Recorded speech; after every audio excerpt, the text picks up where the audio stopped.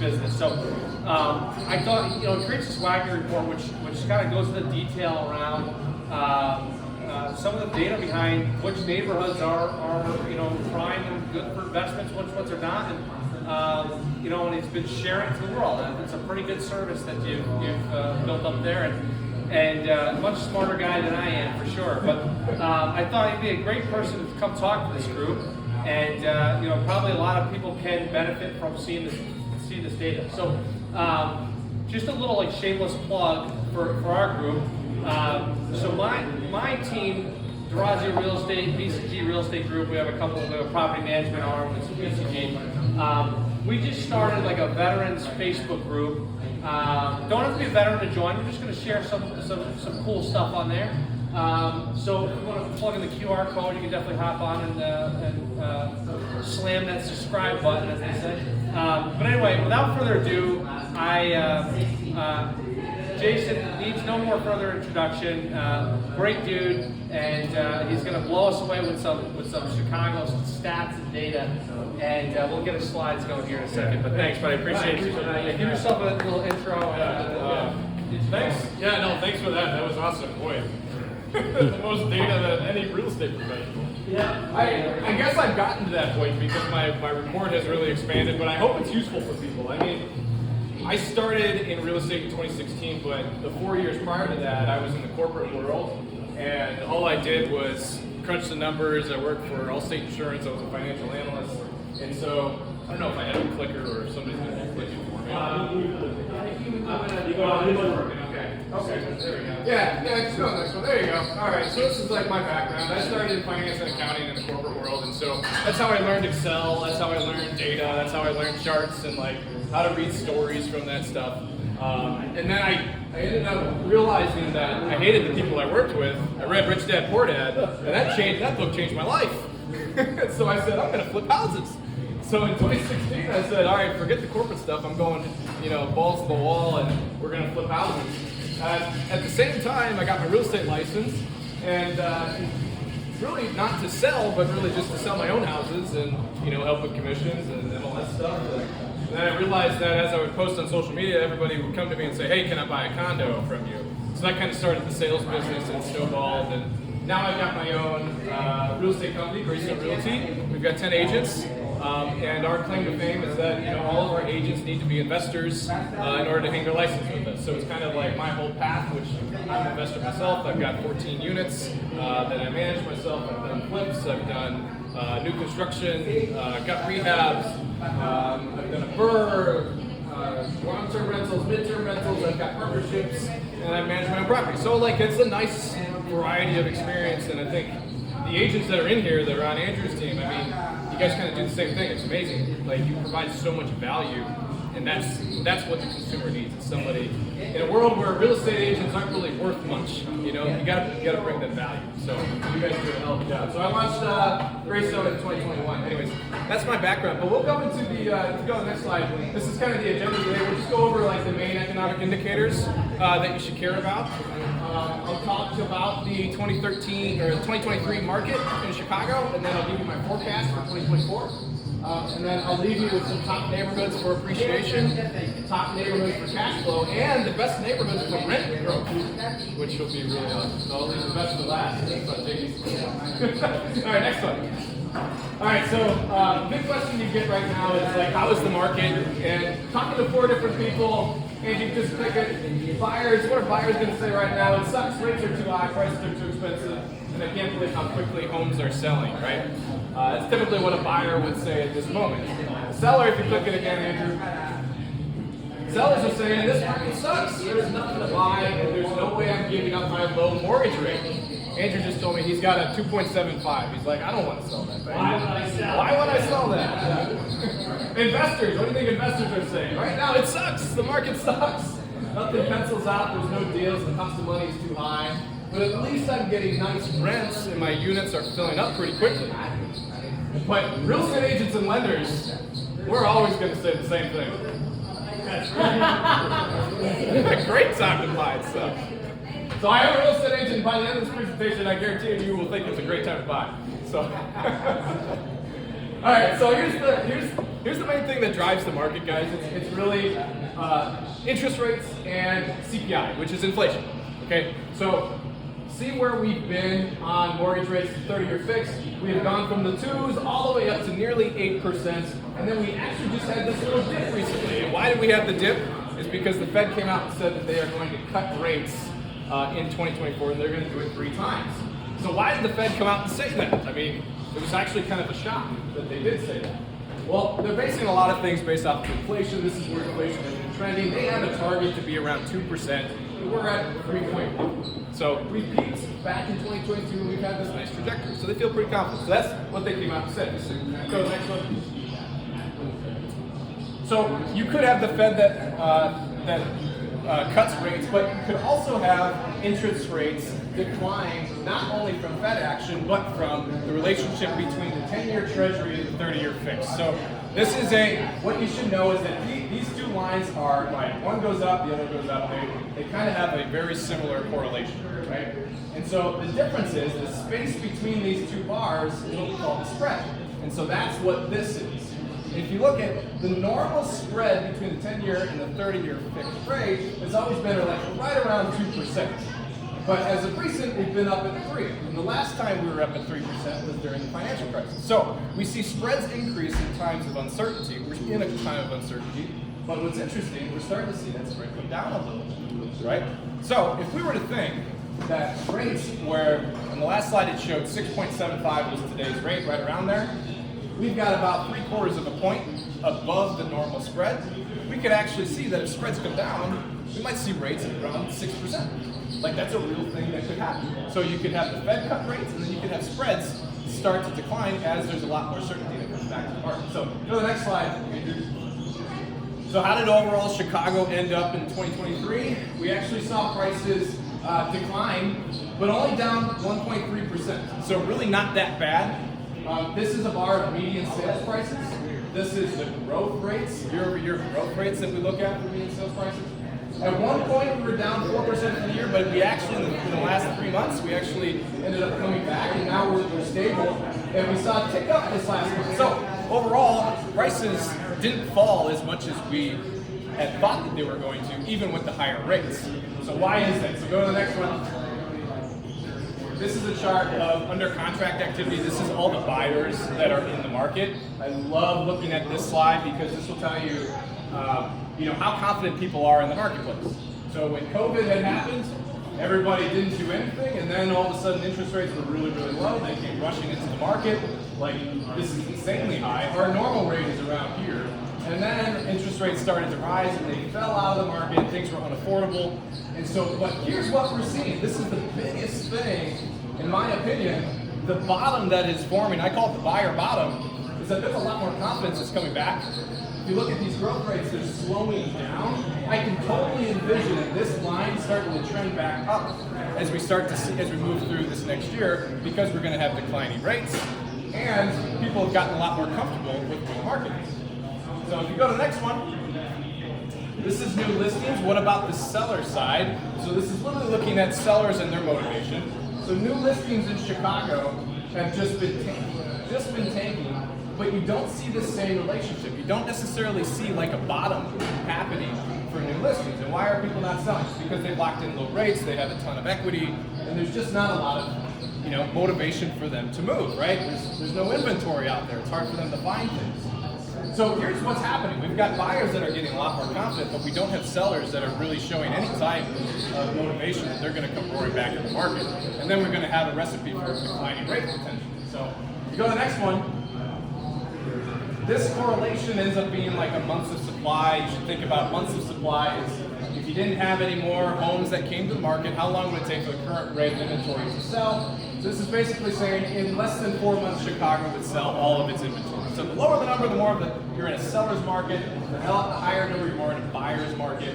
So we have low inventory, is what we could say from here, even though we had a lot of buyers that treat the market, but we didn't get flooded with new listings. So it kept our months of supply low, right? Go to the next one. And this will literally show you how much inventory we currently have, what we've done from pre-COVID to here. I mean, down 36% from that from that start of pre-COVID, so that we just don't have a lot of inventory coming. Go to the next one. Here's a seasonal trend that I think is a really fun one to take a look at. I was just talking to someone about, when should I be putting my house on the market? Is January too early to be selling? And if you look at this, it's the exact same thing we were talking about. This is on a monthly basis. So what's really important in Chicago, everything is seasonal. So you have your spring market, and then you have your winter market. And it's very obvious, this dotted line is what a normal market would look like. So it's like a 10-year average pre-COVID, what a normal market would look like. So typically what happens is that you got January and February, buyers start to ramp up, and then they peak about March and April, and then they come back down in December. It's like a roller coaster. This happens every single year. And so you can see clearly 2022 and 2023 how that trend was. Right? So if you're thinking about selling your place, the best time to be selling is right here. January, February, March, when you have the most buyers that are in the market. The worst time to be selling is right here. But if you're an investor, the best time to be buying is right here. Right? So that's where the seasonal part of Chicago, you need to understand it and understand the timing of things. And it'll help you tremendously in terms of making money on the sale. Same thing on new listings. This is just an interesting chart where we just don't have any new listings coming to the market. It's still way off the average. It's just, there's no motivation from the seller. Go, next one. My report goes into a breakdown of condo single-family homes and 2 to 4 units. So 2 to 4 units is this top line. This is median sales price. You'll see that 2 to 4 units just crushed it during COVID. They stayed flat, and then now all of a sudden they're starting to tick back higher. I like the 2 to 4 unit game right now. They actually ended up 2% for the year, which is great. And actually, what's interesting, if you look at the months of supply, there's more opportunity in 2 to 4 units than there are in single-family homes. Right? So I like what 2 to 4 units offers. Single-family homes, this was the only one that really had a decline this past year. Go to the next one, Andrew. This is switching over into how the rental market is. So how did we do on rents? This data is all from CoStar. And so orange line is the rents, the average rent, and then these are the growth rates. So we actually ended at 3% in the fourth quarter here. But if you think about, look at the history of Chicago. Chicago's always been around 2, maybe 3% rate. During COVID, we actually lost, where rents declined, there was a lot of concessions that were going on, and then COVID just ended, and everybody came roaring back. We had some of the best rent growth ever. And now we're just on the steady rate of decline. Still, rents are going higher, but just at a slower pace. Probably back to the median of what we were expecting before. Go to the next one. What about vacancy rates? How long does it take to get a unit rented? So this is comparing rents compared to vacancy rates. The lower the number on the vacancy, the faster it is that it's going to get rented likely. Okay, so historically we've always been around between 6 and 8%. We're sitting right at 5.6. So still really good time to be a landlord, to be renting, increasing your rents, and putting things up on the rental market. So the next one. This is sale price per unit. This is big multifamily. So we have started to see that big multifamily was coming down. Obviously, interest rates going up will raise your cap rates. Overall, this is Chicago, 6.6 on the cap rate. Okay, when rates go up, cap rates will go up. Potentially, when rates go down, this cap rate might come down. So we might see a change here in the price as well as we get changes in interest rates. Go to the next one. All right, and then so this will be the forecast for this year. So prices, honestly, I think that we're going to have a pretty nice rise in price this year. It's really going to be dependent on, it's either going to be modest or it's going to be banging. Because if we don't have the motivation from the sellers and we don't have new listings that are coming to the market, we have a ton of confidence in the buyers. We could really see a strong rate of growth for prices this year, or it could be modest. It really all depends on where the sellers end up this year. Inventory is going to be limited. It's probably better than last year. It's still going to be limited. Sellers likely not going to be motivated until we see a big drop in rates. So that needs to happen in order for them to get comfortable putting their house in the market. Buyers are growing confidence, and that's bottoming. So that's super strong. Interest rates, I expect them to kind of be between 5 and 6. I totally see 6% rate coming. All based off of spreads and cuts of what the Fed is saying. And then I think rents will probably be pretty modest, 2 to 3% with where it historically has been in Chicago. There's some risks of the market right now. I mean, the Fed could totally say that they're not going to cut rates anymore. They could just, oh, sorry, we made a mistake. We're going to raise them. That can screw things up. It's an election year. I think that this is going to benefit the incumbent. Obviously, we got some Chicago political agenda too with the crime of migrants and like what that means. I think we're trying to figure that out. If it even has an impact on the real estate, I'm not sure. Wages and jobs, obviously, that's always a risk. And then work from home remaining dormant. I mean, there's a lot of vacancy downtown. What does that mean for valuations downtown? What does that mean for property taxes overall? So those are some market risks that I see. Yeah. Yeah, sure. Yeah, sure. Yeah. Well, I think it all depends on what you're looking at, right? It all depends on what you're looking at. So I think the crime is an issue. And in terms of how many, I mean, I don't know the numbers in terms of like the breakdown, but I think overall crime has gone up, right? If you look at the overall numbers, overall crime has gone up, but I think they've made improvements in like certain areas. Shootings, I think are down, right? But I think overall crime has actually gone up. So I think that's an issue. Go to the next one. All right, so these are the top 5 neighborhoods on the north side. In my report, I literally have north side, south side. These are the best ones that performed in 2023. So I break them down: condos, single family homes, 2 to 4 units. So like, if you're looking for a luxury flip, like some of these areas might be a great place. I know people that do flips in Logan Square, and they do well in Logan Square. And they had 11% growth rate this past year. So just because Chicago was down 1% doesn't mean that these individual neighborhoods are also going to be that way, right? So that's why this report is insanely helpful, so that you can see that. Same thing on 2 to 4 unit side, you can see which ones appreciated the most. Rogers Park is now leading the pack. You go to the next one. Here's the good stuff. So this is top north side neighborhoods for cash flow, and it's all based off of the 1% rule. If you're familiar with the 1% rule, if you basically take your monthly rents, you divide it by the purchase price, okay, and if that ratio is as close to 1% as possible, like that's a deal that you should probably take a look at. And so basically, I just took that same methodology that I did by median sale price and what the average rents were, and I sorted it based off the neighborhood. So if you're looking for the best neighborhoods for cash flow, North Lawndale and West Garfield Park is a place that you should look. Now, is that the neighborhood for you? I don't know. It's not for me. I actually play around in Belmont, Carnegie, Jefferson Park, and Portage Park, and Hermosa. And those all made the list, right? So those are good cash flowing opportunities for me. So what's cool about this is that this will also show you the months of supply, right? So in West Garfield Park, it's got 6.5 months. I mean, there's a ton of inventory there. There's a ton of cash flowing opportunities. So if you want to buy something now, go take a look at West Garfield Park, because there's a lot of opportunity there, right?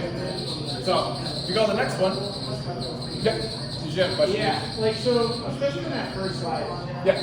When all these reassessments start coming through, and you have taxes go from 13,000 to 30,000 in 1 year, like a couple of R4 flags. Yeah. What happens to those prices? You know, they try to resell for hardware. Yeah. Well, 20% reduction in that income. Well, okay. So mostly you're talking larger than 5. You're 5 plus. No, 3-4 units. 3-4 units. So those are all residential, right? So those will all be residential. So yeah, when they go through a reassessment, so typically when they go through a reassessment, I mean, when you underwrite the deals, you should always, in my opinion, this is how I do it, but if the building, I'm buying it at 700, and when I look on the county, it's only worth 450, I'm underwriting the deal that the taxes are going to go up to 700.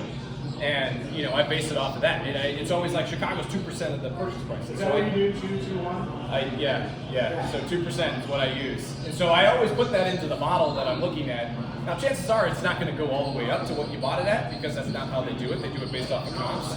But yeah, no, it's totally a thing. Is that in your data at all? Like, are some of these homes still, are they just selling at higher cash then?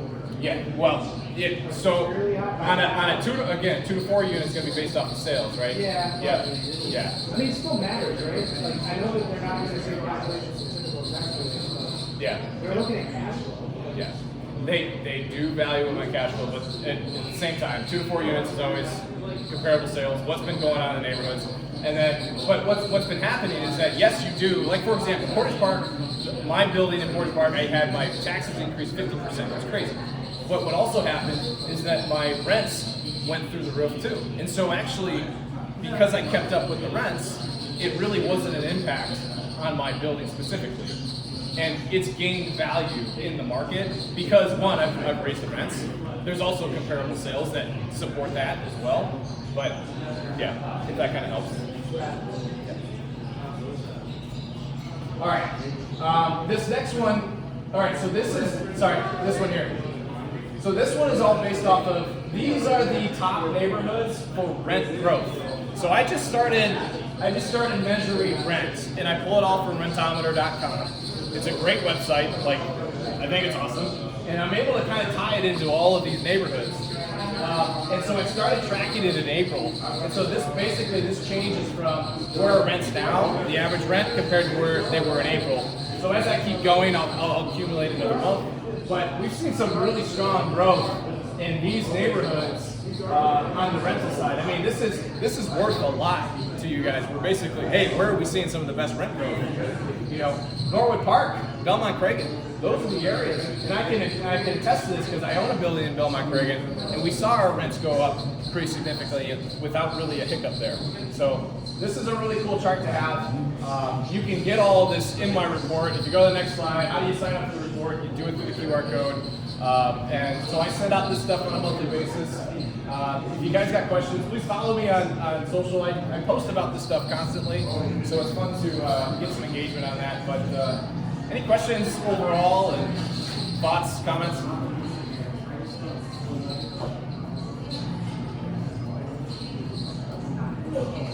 Yeah, that's why with the rent growth. Is that based off of all like 3 bedrooms, 2 bedrooms? Yeah. So basically, if you go to Rentometer, you'll see that you can get it based off of 1 bedroom, 2 bedroom, and 3 bedrooms. So I just take the average of all 3 of those. Okay, and then that's what we're using as our average rent. Yeah. Because you could have a building that's got a mix of those, so it's going to take the average and see how that average is moving. Okay.